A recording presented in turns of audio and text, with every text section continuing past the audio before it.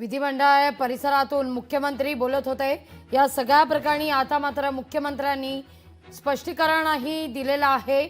मोर्चा काढण्यासंदर्भात कोणाची ना नव्हती, पण हा मोर्चाचा जो मार्ग होता तो मात्र ताठर भूमिका घेऊन निवडण्यात आलेला होता। आम्हाला अमकाच मार्ग हवा, तमका मार्ग नको, अशी खरं तर भूमिका घेतली जात होती। या सगळ्या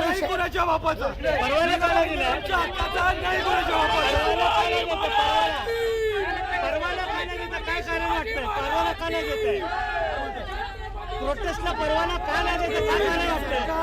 सरकार घाबरलेलं आहे, मराठी माणूस एकत्र आलेला आहे, म्हणून परवानगी देता मोर्चाची मराठी माणसं हक्कासाठी पाहिजे त्याच्यामध्ये परवानगी द्यायला किती वाटते? काय वाटतं? कोणाच्या दबावामध्ये करत आहे? काय वाटतं? दबाव वाटतो? कोणाचा दबाव? मुख्यमंत्र्यांचा दबाव आहे, भाजपाचा दबाव आहे। यांना जे आता तुम्ही सुद्धा बघताय की या परिसरामध्ये शांतता कायम आहे। कायदा आणि सुव्यवस्था राखणे पोलीस दलाचं आद्य कर्तव्य आहे। त्या कर्तव्य करण्यासाठी आपण इथं पूर्ण जे काही आवश्यक कारवाई आहेत त्या सर्व आपण कारवाई करीत आहोत। सर, अनेक आंदोलकांचं हेच म्हणणं की 3 जुलैच्या परवानगी वरती सगळे येऊन ठेपलेले आहेत। तुमचं काय म्हणणं आहे? किती जणांवर कारवाई केलेली आहे? तेव्हा परवानगी होती का नव्हती? पुन्हा एकदा स्पष्टीकरण द्या ना सर प्लीज। मी आता पण सांगितलं तुम्हाला की कुठल्याही मोर्चाला यापूर्वी सुद्धा परवानगी दिलेली नव्हती। त्या अनुषंगानं जे काही बेकायदेशीर जमाव झाले त्याबद्दल सुद्धा गुन्हा दाखल करून त्याबद्दल कारवाई केलेली आहे। आणि आपल्याला या ठिकाणी महत्त्वाचा उद्देश हे आहे की इथली कायदा आणि सुव्यवस्था परिस्थिती चांगली राखणं। 3 तारखेचा 3 जुलैचा जो मोर्चा होता त्या मोर्चामध्ये किती धरपकड केली किंवा त्याची काही आकडेवारी सध्या आहे का? किती जणांना गुन्हे दाखल केलेले आहेत? किती जणांना ताब्यात घेतलेलं आहे किंवा अटक केलेली आहे? आत्ता या क्षणाला मी इथली परिस्थिती कायम शांततापूर्ण राखण्यासाठी, इथली कायदा आणि सुव्यवस्था परिस्थिती राखण्यासाठी कार्यरत आहे। मला निश्चित आकडेवारी आपल्याला बघून सांगावी लागेल। आज कोणत्या प्रकारे कारवाई होऊ शकते मग आजच्या आंदोलनावरती? नाही, हे आपण प्रिव्हेंटिव्ह डिटेन्शन्स काही केलेले आहेत, त्या अनुषंगानं जी काही कायदेशीर कारवाई योग्य आहे ती कारवाई केली जाईल। पुन्हा एकदा तोच प्रश्न, काहीसा भावूक प्रश्न आहे, इमोशनल प्रश्न आहे। मराठी माणसाचं असं म्हणणं आहे की आमच्यावर अन्याय होत आहे, आम्हाला परवानगी नाकारलेली आहे, तेव्हा परवानगी दिली, आत्ता दिली नाही, असं त्यांचं पुन्हा तेच म्हणणं आहे। नाही, तेव्हाही परवानगी दिली नव्हती आणि केव्हाही परवानगी दिलेली नाही, असं काहीच नाही आहे। परवानगी एकाला दिली दुसऱ्याला दिली नाही असं म्हणणं अयोग्य आहे। पोलीस दलासाठी सर्व समान असतात, फक्त एकच उद्देश असतो की इथं कायदा आणि सुव्यवस्था परिस्थिती राखायची आणि कायदा आणि सुव्यवस्था परिस्थिती राखण्यासाठी योग्य ती उपाययोजना केली जात आहे। त्या प्रकारे एकंदर पोलीस सुद्धा हे सांगतात की तेव्हाही परवानगी नव्हती आणि आजही परवानगी नाही आहे आणि एकंदर तेव्हाही कारवाई केली आणि आज सुद्धा कारवाई केली जाईल। ज्या एकंदर संपूर्ण गोष्टीवरती त्यानुसार जे नियम आहेत, कायदे आहेत, त्यानुसार ही कारवाई होणार आहे आणि आतापर्यंत अनेक जणांना धरपकड केलेली आहे, अनेक जणांना ताब्यात घेतलेलं आहे, असं स्वतः पोलीस सांगत आहेत।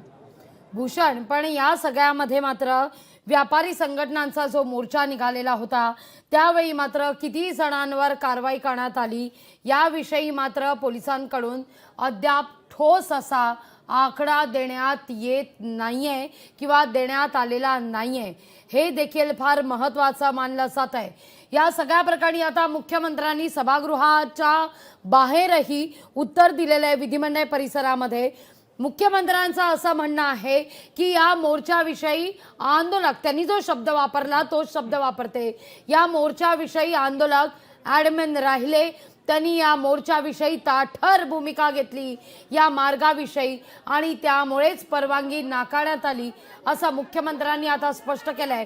आंदोलकांना ताब्यात घेण्यात आल्यानंतर आंदोलकांच्या प्रतिक्रिया येतात। मराठी भाषा जिंदाबाद, मराठी भाषा जिंदाबाद। तुम्ही राजस्थानी लोकांना दिली का परमिशन?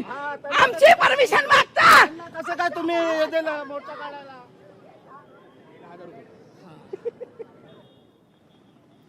आंदोलकांना ताब्यात घेतलं जात आहे। ठिकठिकाणी चौकात जी आंदोलनं केली जात आहेत त्या आंदोलकांना ताब्यात घेण्याचा प्रयत्न पोलिसांकडून, या सगळ्या आंदोलनावर ड्रोन कॅमेऱ्यांनी नजर सुद्धा ठेवण्यात येते। मीरा भाईंदरमध्ये मराठीच्या मुद्द्यावर मोर्चा निघालेला आहे।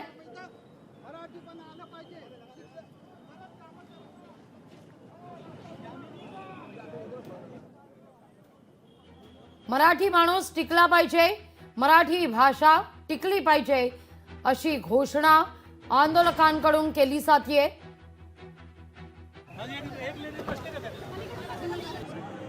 मराठीच्या मुद्द्यावर खरं तर मनसेनं व्यापाराच्या कांचिलात लगावलेली होती। त्यानंतर व्यापाऱ्यांनी 3 जुलैला मीरा भाईंदरमध्ये मोर्चा काढला। त्यावेळी मात्र जोरदार घोषणा करण्यात आल्या। जय गुजरातची घोषणा देण्यात आलेली होती। त्यावर आता आक्षेपही नोंदवला जातोय। याकरता म्हणून आज मनसेच्या नेतृत्वात मोर्चा निघणार होता, पण त्यापूर्वीच अविनाश जाधव यांना पहाटे 3च्या दरम्यान ताब्यात घेण्यात आलं।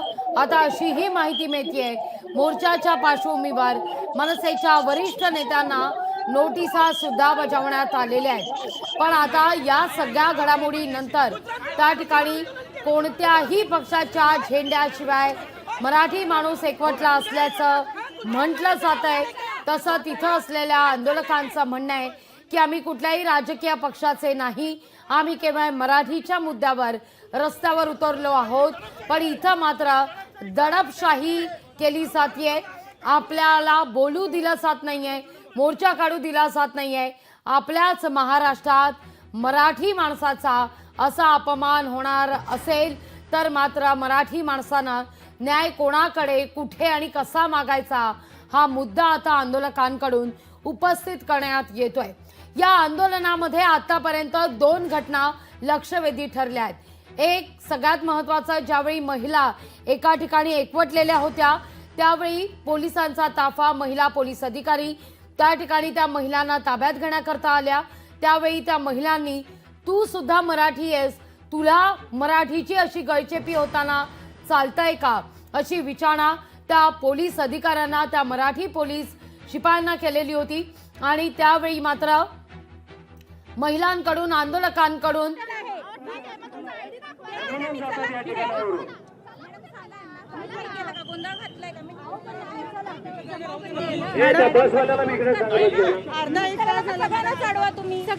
सगळ्यांनाच काढा। नाही न्यूज करते, तुमची आयडी दाखवा तुम्ही।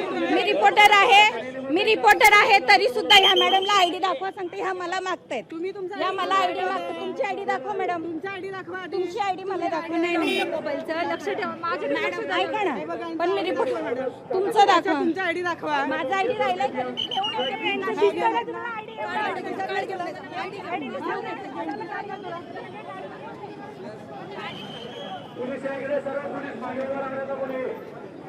या ठिकाणी नागरिकांकडून आता मात्र या सगळ्याचा निषेध व्यक्त केला जातोय। माणसं उभी आहेत तर त्यांना बोलू शकत नाही। हा मोर्चा पूर्णपणे धडपलेला आहे। ह्याच्यावरती आता प्रताप सरनाईक साहेबांनी जे स्टेटमेंट दिलेलं आहे की गृह खात्याने कोणताही निर्देश दिलेला नाहीये धरपकड करण्यासाठी, जमावबंदीसाठी।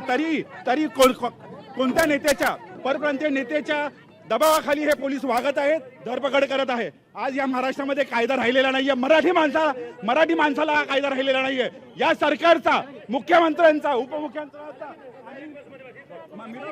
शासनाचा आम्ही धिक्कार करतो। मराठा म्हणून आम्ही धिक्कार करतो। जबरदस्ती घेऊन चाललेले आहेत। मी न्यूज करत होती, मला सरकारचा धिक्कार आहे। मुख्यमंत्री म्हणतात जागा बदलावी अशी विनंती केली होती, मात्र हे मुख्यमंत्री जे हे शेडजीचे मुख्यमंत्री आहेत। आज मराठ्यांची सत्ता असूनही मराठी माणसांसाठी कोणीही नेता, कोणीही उभा राहत नाहीये। मुख्यमंत्री, उपमुख्यमंत्री, आम्हाला वाटलं होतं एकनाथ शिंदे हे आमचे नेते आहेत। मी त्यांना रिक्वेस्ट करतो जे ते खरे मराठा आहेत। लोकशाही मराठी ऐका, पहा, जागरूक रहा।